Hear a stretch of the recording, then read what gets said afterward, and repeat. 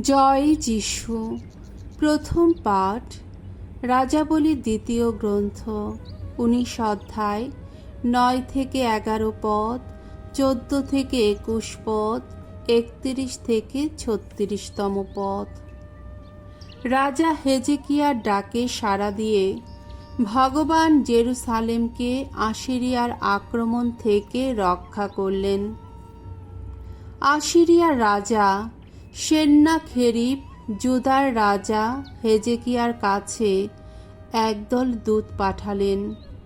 তিনি তাদের এই কথা বলে দিলেন, জুদার রাজা হেজেকিয়াকে তোমরা এই কথা বলবে, তোমার সেই যে দেবতার ওপর তুমি এত ভরসা করে থাকো, সেই দেবতা তোমাকে ওই যা বলেছে, জেরুসালেম আসিরিয়ার রাজার দখলে যাবে না। দেখো, তার সেই প্রতিশ্রুতিতে প্রতারিত হইও না যেন। তুমি নিশ্চয়ই শুনে থাকবে আসিরিয়ার রাজারা অন্যান্য দেশের কি দশায় না ঘটিয়েছেন। তারা তো তাদের পুরোপুরি ধ্বংসই করেছেন, তবে তুমি বা রক্ষা পাবে কেমন করে? দূতদের হাত থেকে সেন্নাখেরিবের চিঠিখানা নিয়ে হেজেকিয়া তা পড়ে দেখলেন। তারপর ভগবানের মন্দিরে উঠে গিয়ে তিনি ভগবানের সামনে ওই চিঠিখানা মেলে ধরলেন।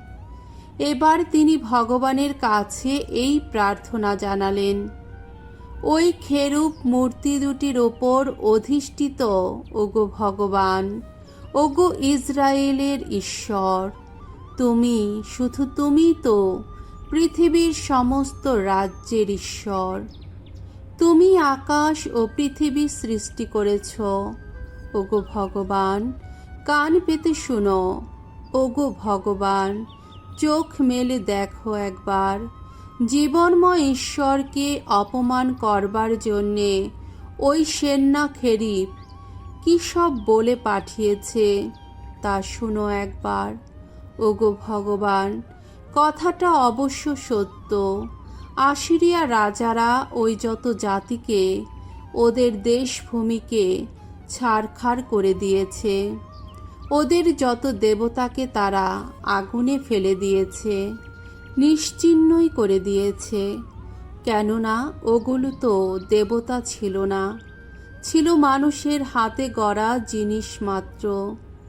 কাঠ আর পাথর ছাড়া তো আর কিছুই নয়।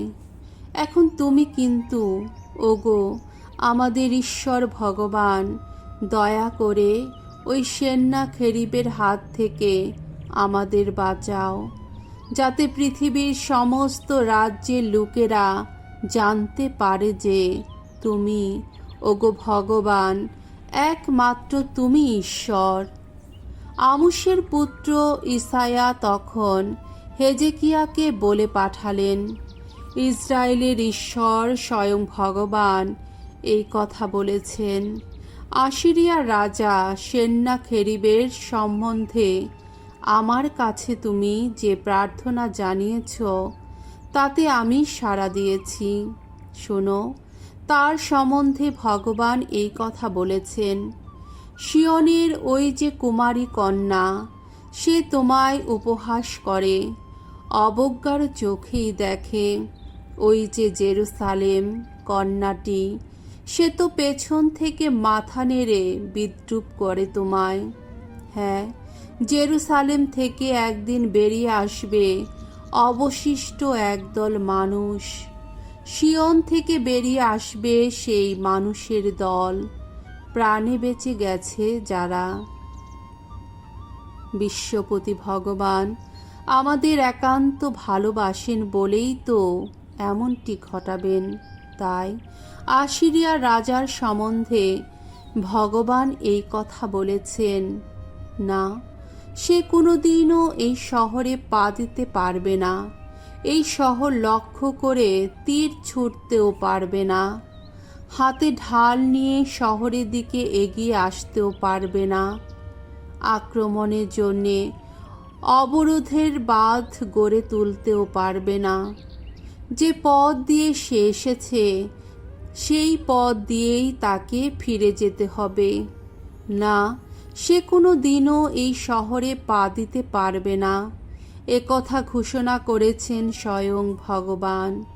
এই শহরটি আগলে রাখব, রক্ষা করব আমি, এইভাবে ধন্য করব আমার আপন নাম, ধন্য করব আমার সেবক দাউদেরও নাম।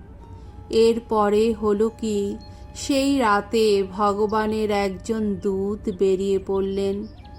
আশিরীয় তাঁবুস্থানটিতে গিয়ে তিনি 1,85,000 সৈন্যকে প্রাণে মারলেন। আশিরিয়ার রাজা সেন্নাখেরিব তাই তাঁবু গুটিয়ে দেশে ফিরে গেলেন। এরপর থেকে তিনি নিনিভে নগরেই রইলেন। প্রভুর বাণী। ঈশ্বরকে ধন্যবাদ। শাম সঙ্গীত 48, 1-3, 9-10 পদ। ধু।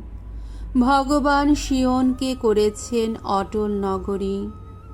আমাদের ঈশ্বরের এই নগরীতে ভগবান কত না মহান, কতই না বন্দনীয়। তার এই পবিত্র পর্বত মাথা তুলে জেগে আছে। আহা, কি সুন্দর! এ তো সারা জগতের আনন্দ নগরী। হ্যাঁ, উত্তর দিগন্তে এই সিয়ন পর্বত, মহিয়ান রাজার এই নগরীটি। ঈশ্বর এখানকার বুরুজে বুরুজে সদাই অধিষ্ঠিত থাকেন।